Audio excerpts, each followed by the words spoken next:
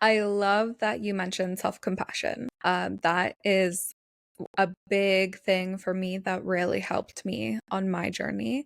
So I also have trauma from my childhood. And similar to you, it was feeling unlovable, feeling like not enough, not worthy, and learning to really be compassionate with myself was a huge turning point. There's so many things, so many healing modalities.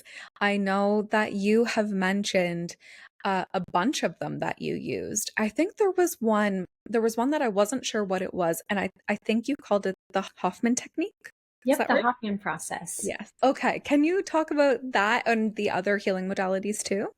Absolutely. So the Hoffman process is an experience, and it's in the US. I don't know that it's in Canada yet, but what you do is you go there for about a week and you completely disconnect from the world. So no cell phones, no computers. And it is like 15 years of therapy in 1 week. And it was just such a profound experience. What I really took away from it was this idea that we learn different ideas and behaviors from the people around us, especially our parents or the people that cared for us growing up.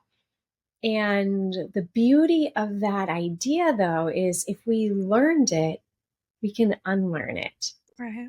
And so we spent a lot of time in that experience looking at what I adopted, what I chose to believe about the world, and really challenge those beliefs because those that thinking is what drives my emotions and then my choices and my behaviors and all of those things. It was so empowering to know, wait, I can just change the story. I can change that idea and it changes everything. It was such a powerful experience. I highly recommend it to everyone. There is a cost to it, but they do scholarships as well. So if somebody doesn't have the financial resources, definitely still try and apply for one of the scholarships because it is so worth it. Such a magical, uplifting, enlightening experience. That definitely sounds like it. Even just having that amount of time away from your phone, like even just your phone alone, that would make a difference in itself. So yeah, that's incredible.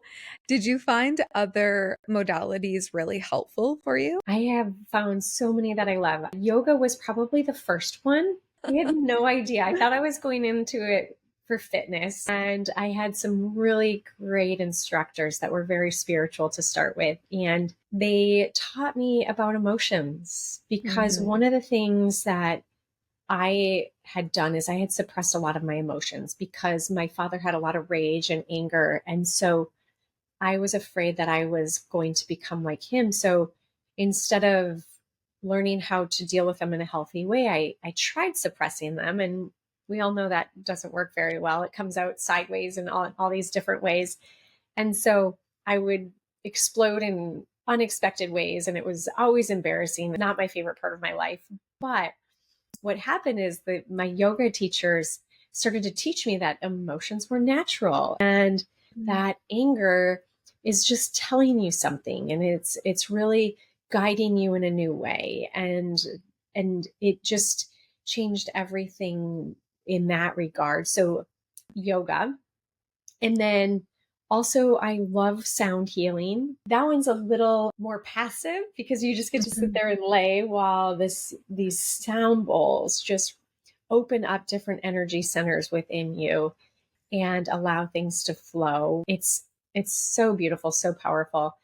I now do silent retreats as well. And I wouldn't recommend that to somebody who's just starting on their healing journey because it can be pretty intense. I will say, though, if you are called to it, trust that, even if you are new, but go to a retreat center that there are guides that can really, really help you deal with what's coming up because sitting in silence and meditating in that kind of environment for that long can bring up some really powerful things. And if you don't necessarily have the tools, it can be a little scary at times, but also really magically mysterious and wonderful as well, which is why I keep doing it. But I just want to caution people that I would say for my experience, silent retreats was a little bit more advanced. And so starting with yoga or the Hoffman process, where you are moving into things a little bit more gently, is a great, great place to start. So